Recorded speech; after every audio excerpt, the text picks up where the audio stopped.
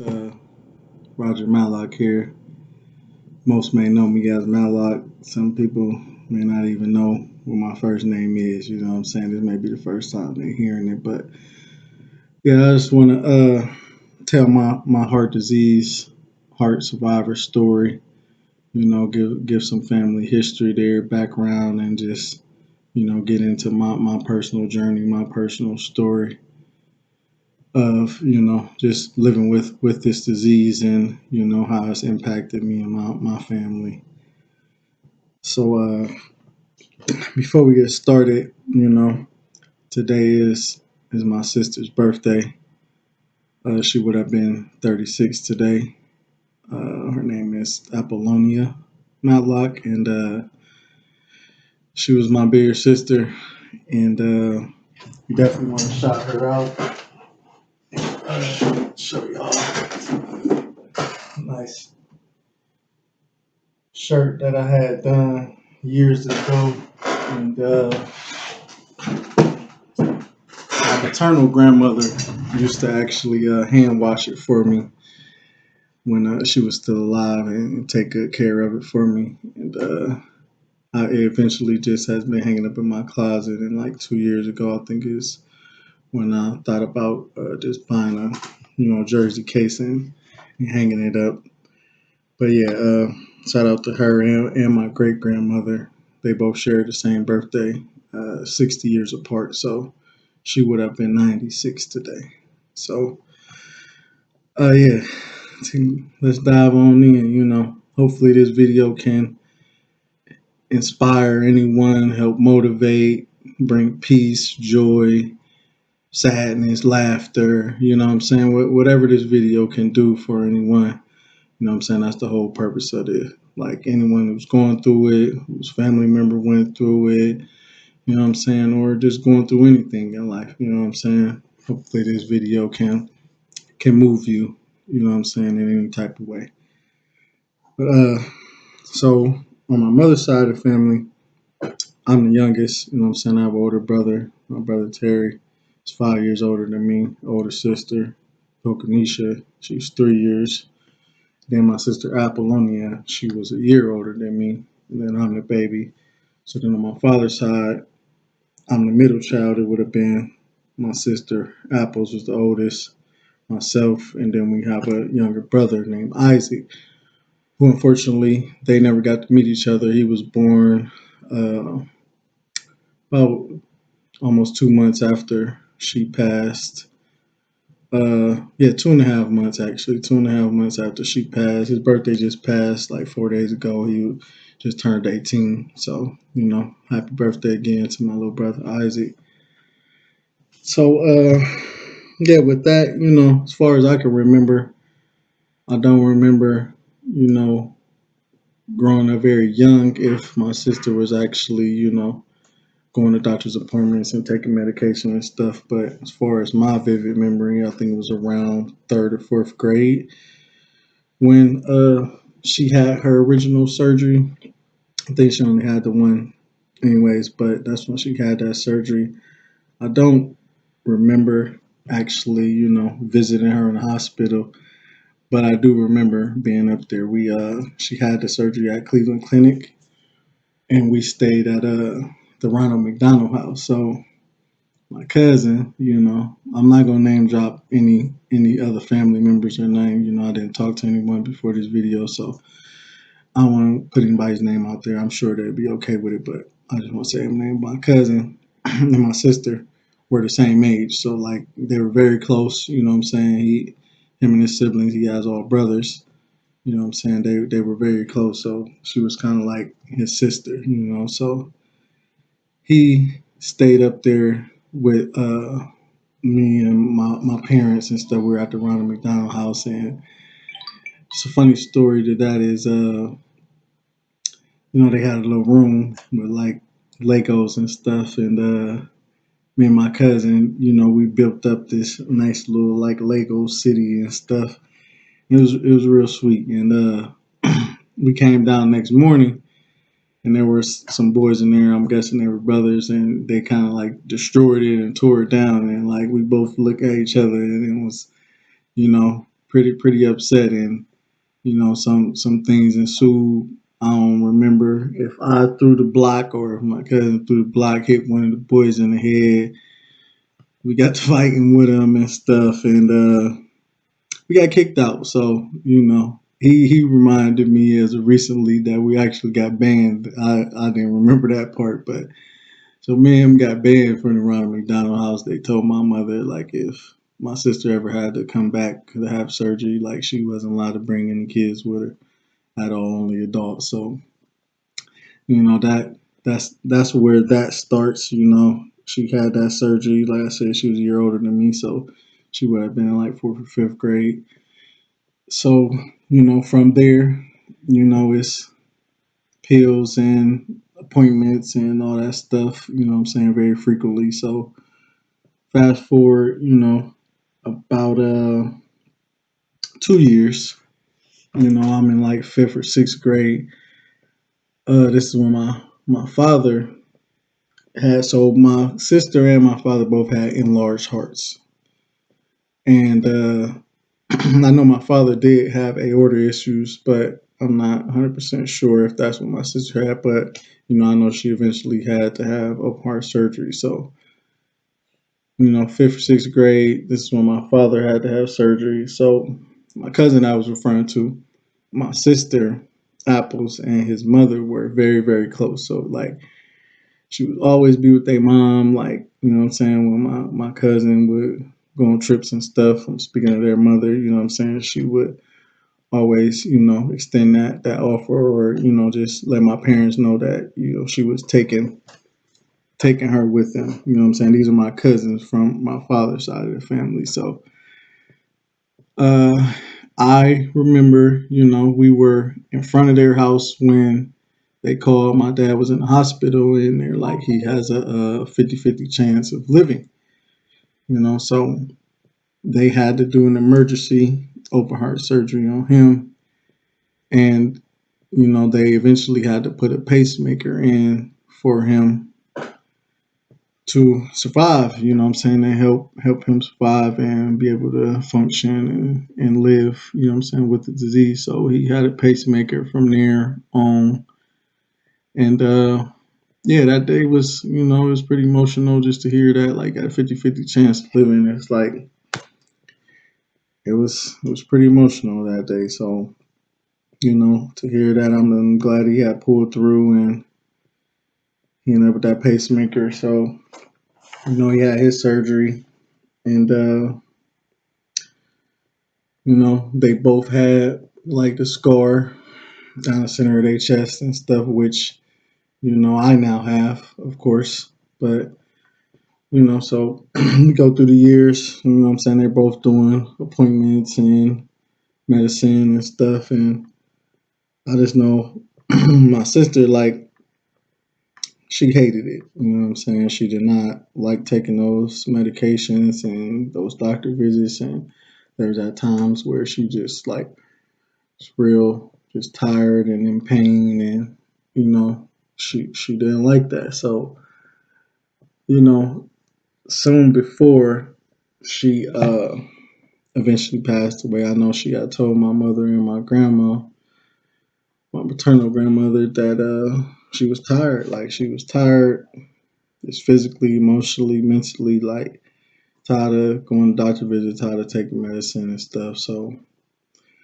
fast forward to January 12th, 2004, is, this is the day she would eventually pass. So, I vividly remember this day.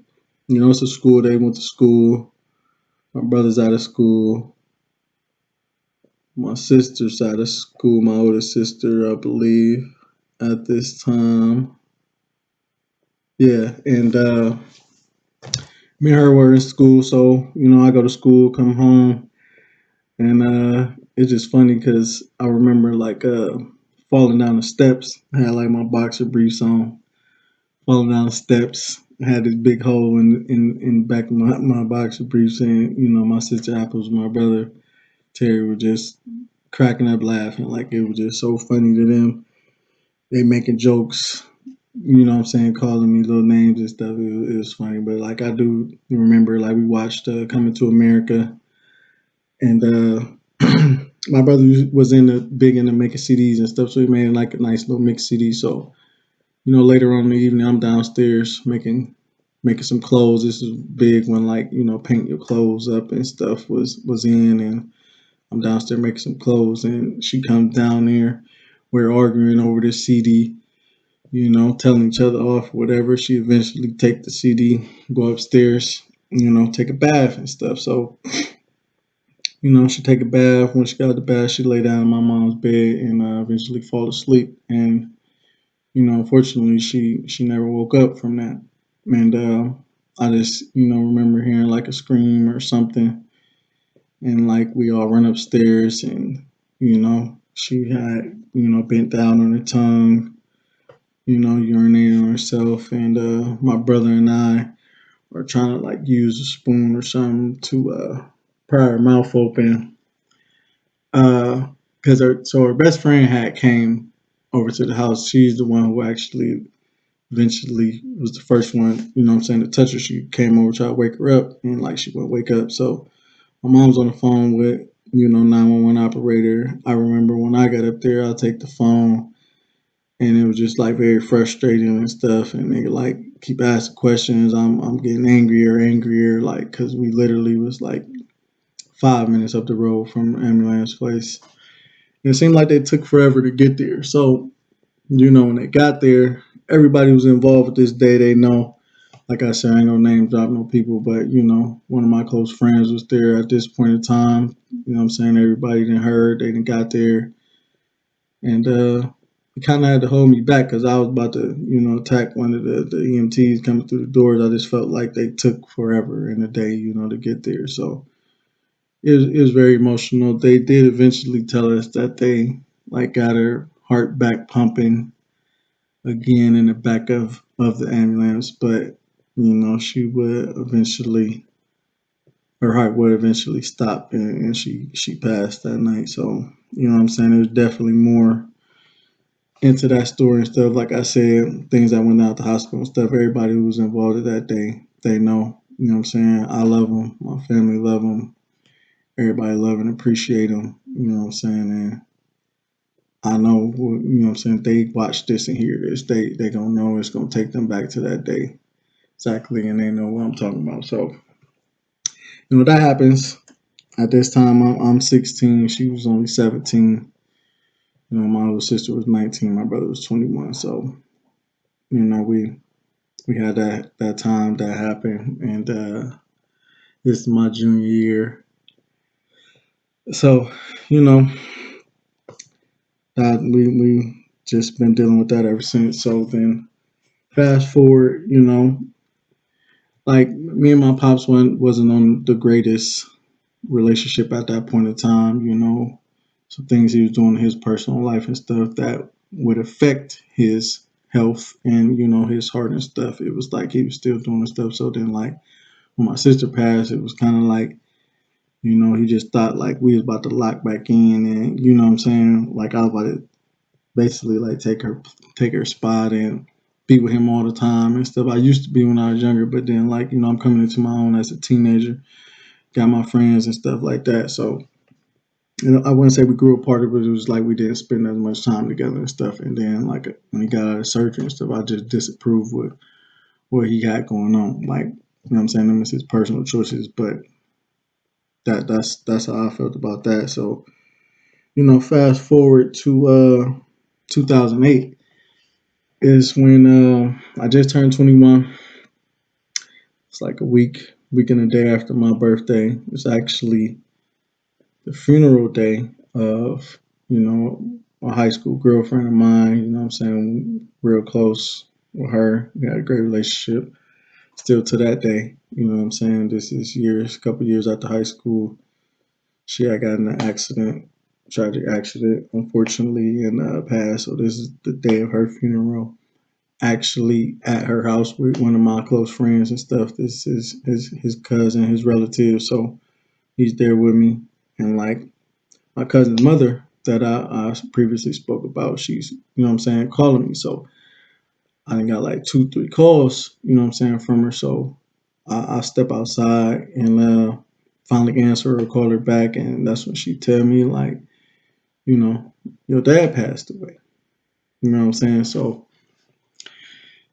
I'm just standing outside there, kind of like blank, just, you know, no thoughts in my mind. I don't know what to think at this point in time. It's just a lot going on. So, you know, I tell my boy, you come outside, tell him what it is, what happened, or whatever. And it's like, there's a lot going on. So after that funeral, I had to go over to my grandmother's house and, deal with that. But he was only 42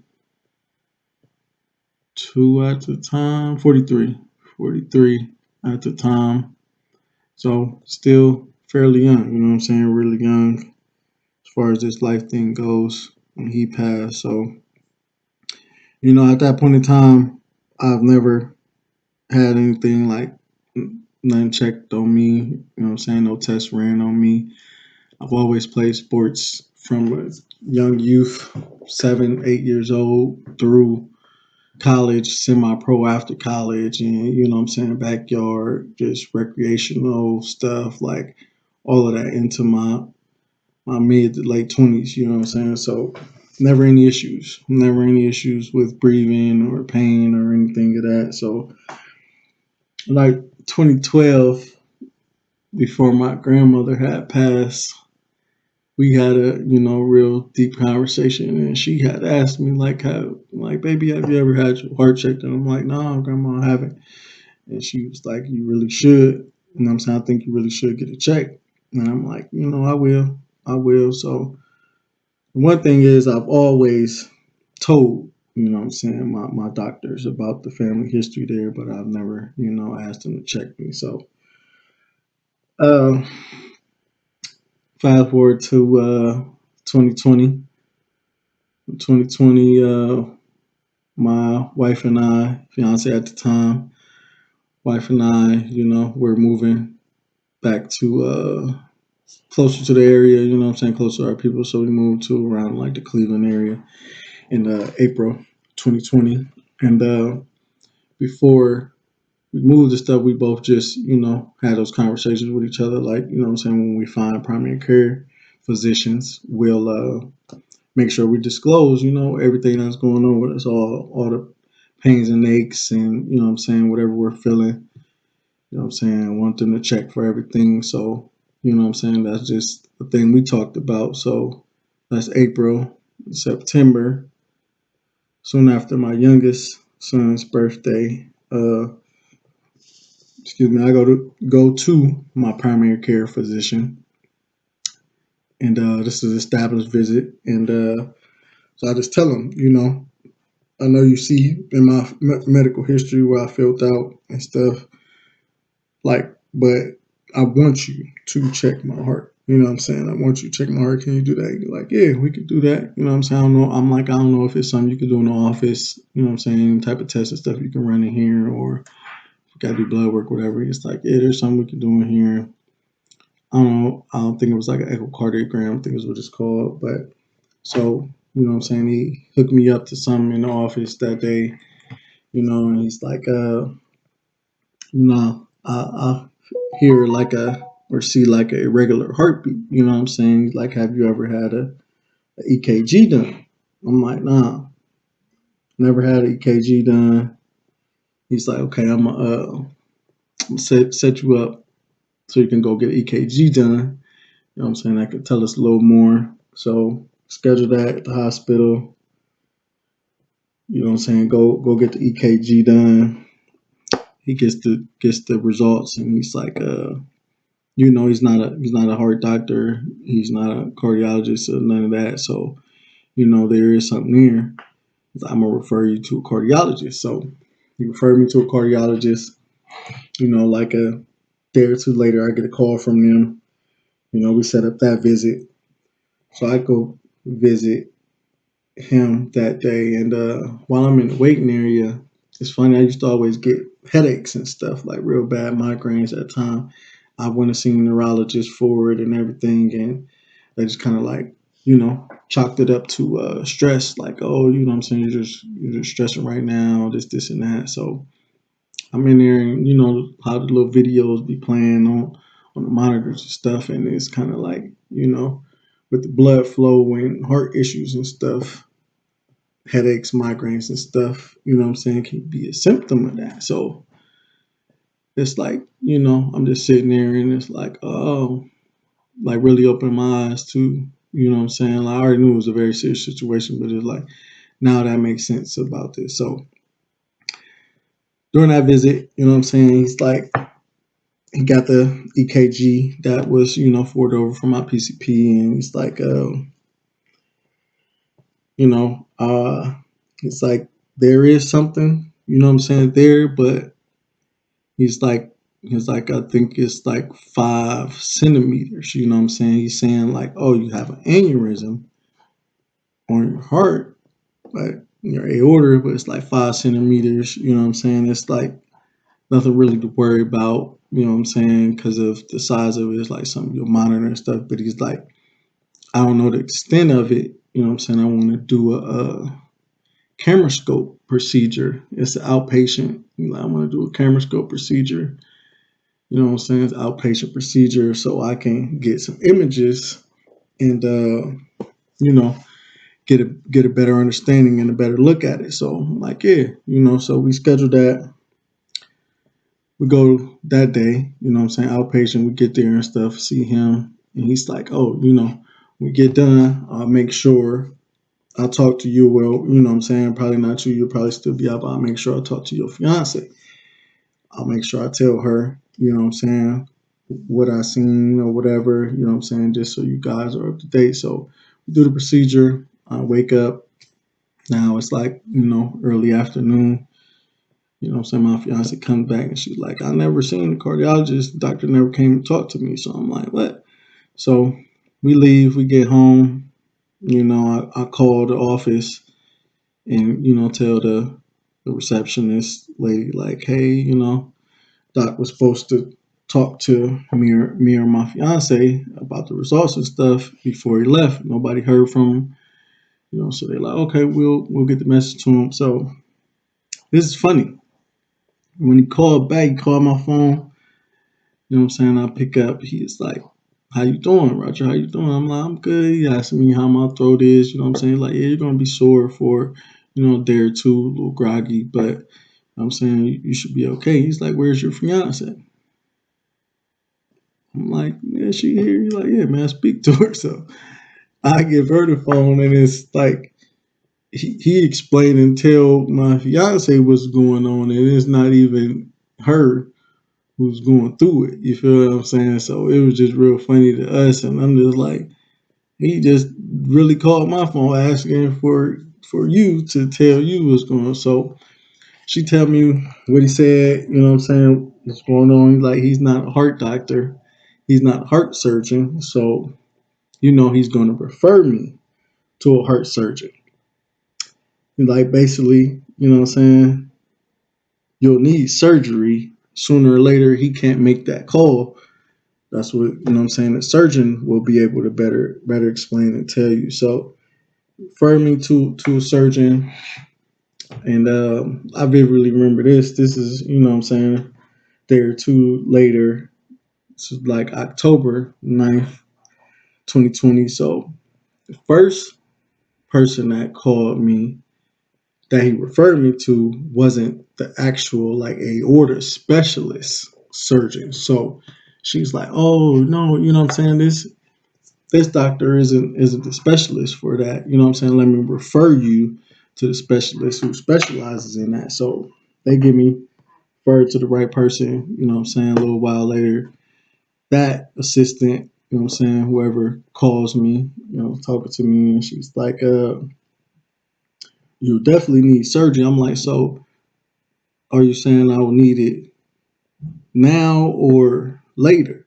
What I'm saying? Like, are you saying sooner, like within the next month or something, or later, like a couple months down the line or something? So she's like, well, what I'm saying, we would like to do some more testing in order to determine that. So we go, we get that on the books. We schedule that for October 29th or 30th. So I go in on 29th, you know what I'm saying? Just a day of testing. So I didn't got a throat scan, I didn't got a CAT scan, EKG, blood work, just you know what I'm saying, a bunch of different tests. So I do talk to this is at Cleveland Clinic, by the way. So I'm at Cleveland Clinic. So I am scheduled to talk to a cardiologist there, and I'll never forget him. Always remember him. You know what I'm saying? I won't say his name, but he know who he is. You know what I'm saying? When I walk in to see him, well, when I go in to see him, he comes in the door, and first words out his mouth is, "I just want you to know you saved your own life." So immediately that's you know what I'm saying. That's doing something to me emotionally. It's bringing tears to my eyes, and he's like, "No, seriously, like I really want you to know you saved your own life by you advocating and telling your doctor to please check your heart. You saved your own life." So he goes into it, you know what I'm saying, shows me the images, you know what I'm saying, from the CT scan. And it's like your aneurysm is actually way bigger than what originally anticipated. So it's not 5, it's a 6.3 centimeters. So to give an example of it, he says the normal size of an aorta is the size of a grape. Your aorta is the size of a small orange. You know what I'm saying? So it's like being stretched out. And he's like, my reaction is just like, my God, you know what I'm saying? It's like, wow, like seeing that on the screen, you know what I'm saying? He's showing me that. So with that being that my aorta is stretched out so much, what he explained to me was it's like it's called regurgitation. So your valves are supposed to open and close. Like mine is stretched out so much that the blood that's being pumped out is dripping back in. You know what I'm saying? So he's like, that's making your heart work 1,000 times harder than it should be, than it should have to. You know what I'm saying? To basically pump that blood back out because so much is coming back in. So he's like, man, the next day, so this is the 29th, the following day, I have a meeting scheduled with the geneticist and, heart surgeon. So he's like, what I want to tell you is when you see the surgeon tomorrow, you tell him the first calendar date he has on his calendar, you want that. Book you. You know what I'm saying? Like you need to have this surgery as soon as possible. As soon as he has on his calendar, you need to get on that calendar and have this surgery. He was like, man, I want to tell you, you know what I'm saying? When you leave here, no stressing. So like no stressing at home. Don't let your kids stress you. Don't let work stress you. Don't let the wife stress you. Nothing. He's like, man, I just want you to relax. Like just please relax. Take it easy until you can have this surgery. And like from that day, I wasn't allowed to like pick my kids up. You know what I'm saying? Because like you shouldn't be lifting up. I think it was like 20 or 30 pounds more than that over your head and stuff. So I'm like, he's like, yeah, no, you can't pick them up. I wouldn't pick them up. So the way he explained it to me was if like my aneurysm was to rupture, he was like, as fast as a snap of a finger is how fast you could have went. You know what I'm saying? Because the rupture and just blood would be, just filling my chest and lungs immediately. You know what I'm saying? So like that's how fast it could have happened. That's how fast you could have gone. You know what I'm saying? If it was to rupture. So just please take it easy. And remember what I told you when you see the surgeon tomorrow. So the following day, my wife's with me this day. So she comes with me. We see a geneticist. He's telling me, you know what I'm saying, about the different tests that can be done to see if I have like a gene, you know what I'm saying, a gene in my DNA that is linked to this, to heart issues that may, what I'm saying, run in my family and stuff. So those tests were done, you know what I'm saying? They came back after surgery and stuff, but I do have a SMAD3 gene, is what it's called, which is linked to aortic valve issues. You know what I'm saying? Like in adulthood is the way they explained it to me. So it's like it's linked to aortic issues that would develop or that would, you know what I'm saying, show signs and stuff later in adulthood. So we meet with him. I give the consent and stuff. You know what I'm saying? He swabbed me or blood work. I don't think it was. Yeah, blood work. They send that off to the lab and stuff. So we meet with the surgeon.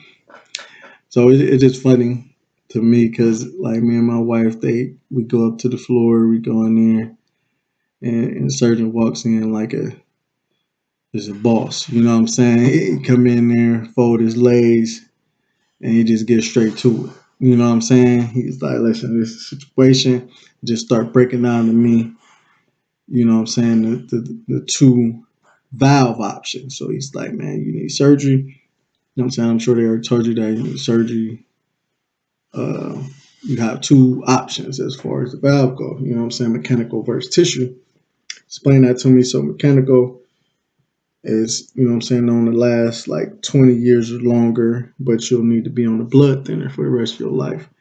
And the tissue, you know what I'm saying, will last uh least amount of time, about 10 to 18 years is what I read, but you won't need to be on a blood thinner, you know what I'm saying? And those years are the time frame of when you'll need to have surgery again, you know what I'm saying, for another valve replacement. So, you know, I just, thought about it and on the spot, like, yeah, we'll go to mechanical. I don't have a problem with taking medication for the rest of my life. You know what I'm saying? If it prevents me as much as possible from needing to have another surgery. You know what I'm saying? So 20 plus years down the line, God willing, I won't need to have any more surgery. So go with that. I'm like, he's like, when are you looking at it? I'm like, when do you have available? And he's like, well, I have Friday, November 6th available. I'm like, book it. Ain't no second guessing, ain't no thinking about it. You know what I'm saying? As soon as he said that, that's my immediate response. It's like, let's book it. Let's do it. So get that scheduled. Surgery was eventually on November 9th because, it's COVID. Had to do some testing, dental stuff. So we got that scheduled as November 9th. When I leave there, get home, call my siblings, my mother, get everybody on the phone, tell them, my mom and sister both started crying. I'm saying it was, real emotional. One thing I do remember and I won't forget is my uncle-in-law. My uncle, he know who he is. I talked to him that later that night, and one key thing he told me was just feel how you gonna feel. You know what I'm saying? Just live in it. So if you want to be sad, if you want to be angry, if you want to be nervous, you know what I'm saying? Whatever that emotion or feeling is, he's telling me to just live in it. You know what I'm saying? And at home, because those emotions from September till now has already been, running rampant, and yeah. So I definitely remember the Sunday before. I had my youngest son laying on my chest, and I'm just like crying, like really just broke down in tears and just crying, like just thinking about, possibilities because, what I'm saying, there's always a chance for something to go wrong, you know what I'm saying? And ain't like it's intentional, but stuff happens, you know what I'm saying? Things definitely do happen. So it's just like, I'm just thinking about, just not being here for my boys and my wife. And yeah, it was very emotional that night, and I, you know, it was a lot. So the next morning, get up and get ready. And my wife drive in. Everybody's up here at the hotel. So my brother and my sister meet us actually at the front doors. To go in, and as soon as That my brother up and stuff. He like, man, you know, you about to make it through. You about to come out. Like my sister's immediately crying, giving me a hug and stuff, and we just crying. Like I didn't start crying at that point in time, but she was. So no, it was real emotional. I called my mom. You know, talked to her over the phone. It's harder for her to get around, so we didn't want her down there that early in the morning and stuff. So video her, talk to her over the phone, and we go in. One thing I will say through this whole process, and even now to this day, I tell my wife, it's like she's one of the strongest women that I know. You know what I'm saying? Like I wouldn't have been able to do any of this and get through all of this up to this point without my wife. You know what I'm saying? Like she's been very strong and holding it together. I'm sure she's going through her emotions, you know what I'm saying? The same as I'm going through this whole process. So she's going through her emotions, you know what I'm saying? She have yet to, really break down and you know what I'm saying? Like really let it get the best of her. Like she was really, hold strong, and I commend her so much. So we go in there, get checked in. Then so I'm in the back. They get me ready, prep and stuff, and then they let my wife come back in before it's my time to wheel me off to the surgery room. So I'll never forget that. Like we back there just clowning, like literally. Me and her back there just clowning, man. Just talking about stuff. I'm telling her, what I'm saying, they had to shave me and stuff, and she cracking jokes and stuff. So then I told her, my intentions was to actually make a video to my sons and to her, and you know what I'm saying, the video, separate video to my family, like the night before, like all leading up to it, from the moment like early October, knowing that I know I will have surgery sometime soon. I was just thinking like, man, I want to do a video just, what I'm saying, for my sons. If something was to happen, it's something that they will always have. It's something they can always go back to and watch, hear their father's voice, see their father's face, you know what I'm saying? And just, I would have been just trying to get them life pointers and things to carry with them throughout their lives. So I decided against it because, what I'm saying, I had strong faith that I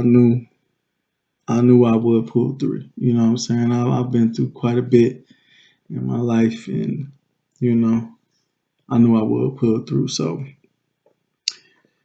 tell her that, what I'm saying, we clown and stuff. So even when it was time for me to get wheeled back, like she didn't cry.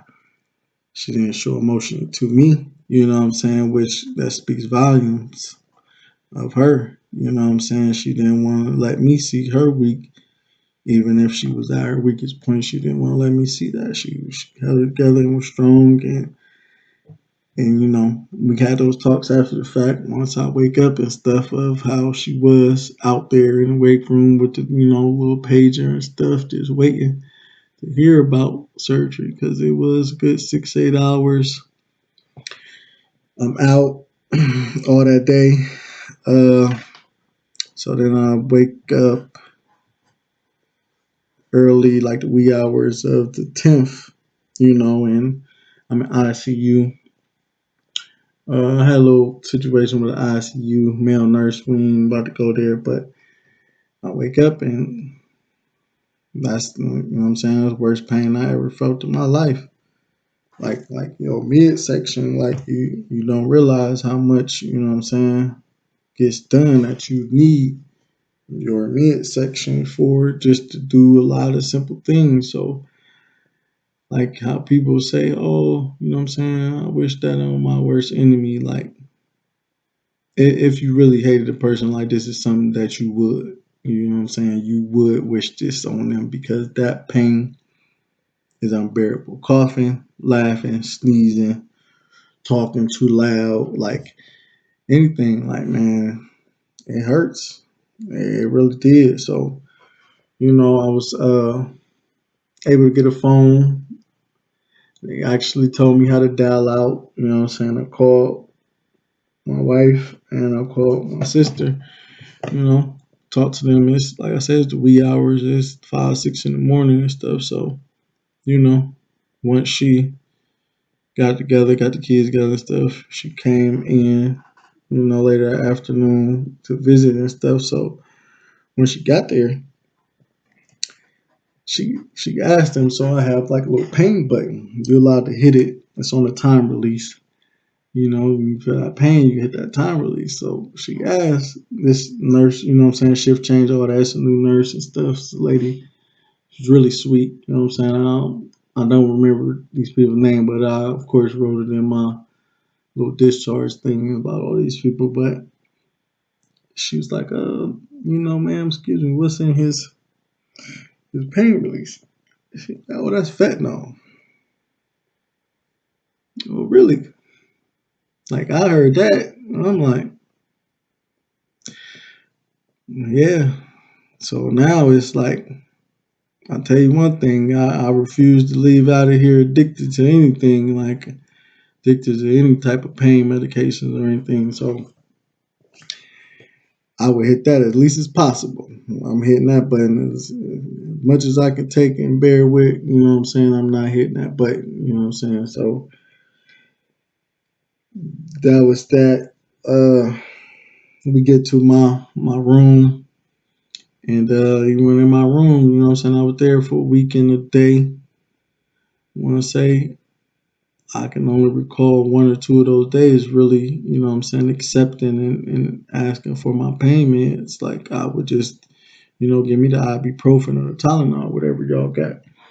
We stick with that. Like, And I knew I was a strong person, but like this was a level of strength I didn't even know I had that I tapped into because it's like, I refuse. I refuse, man. So I'm just rocking with these ibuprofen, these Tylenol. I don't take these. So um, I want to say that that's why I say I commend my wife. It's like she was working and everything. So every day, even after work, even if she's tired and exhausted, she would still drive up. Like, and she asked me, and I'll tell her, like, you don't need to come if you're really tired. She would still drive up, come see me. And like, it didn't feel like a duty. It didn't feel like I have to type of thing, like responsibility. How some people, in relationships or marriages feel like, oh, I have to do this and then be envious and, just spiteful to that person and do that. I never got that. It's like, you know, just let me know before I leave, when you're ready to get washed up. Because, the first few days and stuff, she had to literally, wash me up every day. Like I couldn't even do that for myself. So, when you're in a position where you got to rely on people to do like day to day essentials, it really puts you in a place of, being humble. And like I've always been a humble person, but like really being humble and being thankful and grateful for those people that go over and beyond for you, So, she was there every day. Did that until I was able to, I want to say maybe like that Friday or Saturday, like really start washing myself up and stuff. And she was still staying there, in the doorway and watching me, make sure I got it. But it was tough. So my toughest day in there though was that Thursday. It's like I had a bad cough, but they tell you you're supposed to cough because you got to cough to open your lungs back up and all that. So it's like from the wee hours, whole day, I'm just like coughing and stuff, and like that pain was a 30. They try to give you that scale of 1 to 10. It's a 30, 40, 50, like that pain.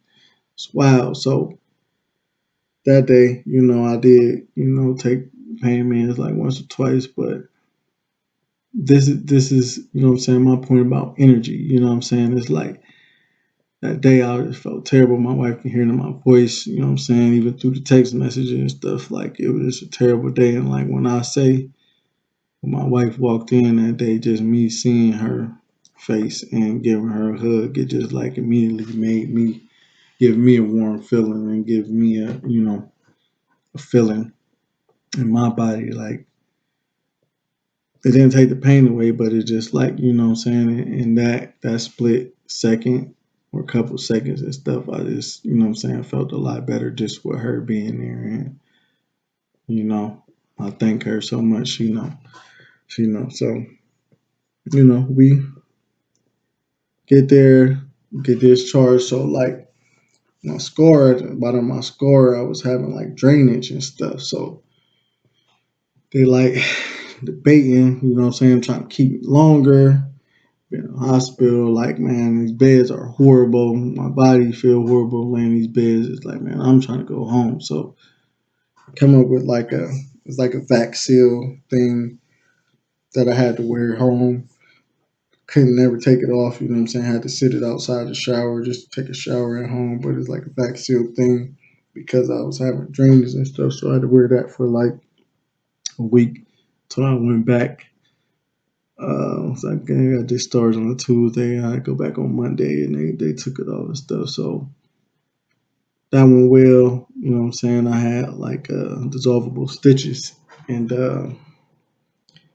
so three different instances after I was discharged, I had like holes open up on my incision, like different sizes, like holes. So the first one was actually due to a piece of the dissolvable stitch not dissolving all the way. And it caused a reaction, you know what I'm saying? I had a terrible hole. So it's like have to feel that and you know what I'm saying, cover that and stuff. Like again, this is my wife, you know what I'm saying, having to do this. Like I could have tried to do it, but it's like, you know what I'm saying, I'm gonna be looking in the mirror or something. So, you know what I'm saying, my wife was doing this, you know what I'm saying, each time. So every time one healed, another would develop like 2, 3 weeks later. So it would heal, everything's good. Next thing you know, start seeing some discoloration or something. So after that third time, you know what I'm saying, I'm in there seeing them. Doc sends me for another CT scan. They see like fluid under my incision. So he's like, "Oh, you know, we want to go in and do some cleaning, and then we're going to remove some of your sternum wires." So I want to remove some of my sternum wires because I just feel like my body was reacting to it. You know what I'm saying? It's a foreign object, foreign substance in your body. You know what I'm saying? So my body was acting that. So I have a mechanical heart valve, like if you know what I'm saying, within a couple of feet of me, you know what I'm saying, you can hear it ticking. It ticks like a clock. Like, and I done got used to this after the first night, you know what I'm saying? But it's very loud. It ticks very loud, and you can hear it. But I have that, so I just feel like my body is like that, and these sternum wires is like so much foreign, material and things in my body. It's like I feel like it was just having a reaction to it. So when I go see him, he's like, "Oh yeah, let's keep you today." I'm like, "Nah, man, we can't keep me today. I need to go home, man. You know what I'm saying? Get some things in order. You know what I'm saying, like my job, figure that out with my kids and stuff." So, I ended up getting admitted the following day. So this is kind of like basically a second surgery, just not on my heart, but they still had to open me up, clean that out, take some sternal wire. So ever since then, which we're coming up on actual year removed from that, which is like April 8th or 9th. I think it was the 9th. Will be a year from that. I haven't had any setbacks, any issues with that. You know what I'm saying? I'm definitely thankful in that. I haven't had any setbacks, but the other thing is, and all of my heart warriors out there can speak to this is, once you get home, now it's a battle of you versus your body. You know what I'm saying? You versus your body, you versus your mind of fighting with your body because, you know, there's plenty of days where your body wins, aches, pains, know what I'm saying? You don't feel like really doing nothing. And then, like, there's days where you mentally just, you know what I'm saying, tell yourself that, like, you're going to fight through that and get what you got to get done, whether that's work, you know what I'm saying, things around the house, exercise, you know what I'm saying, to keep healthy, you know what I'm saying? But it's like definitely a lifestyle change in itself, you know what I'm saying? Eating, there's certain things that I can't eat.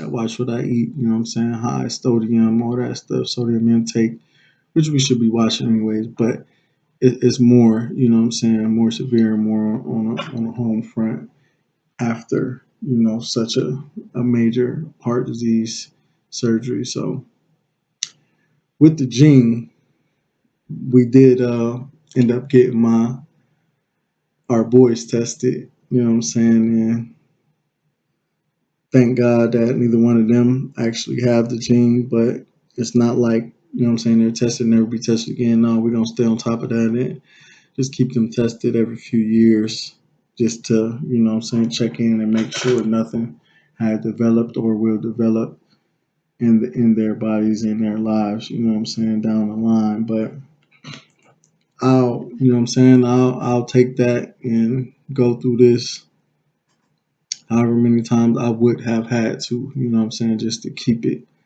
from my kids having to experience it, you know what I'm saying? So just thankful they don't have that gene.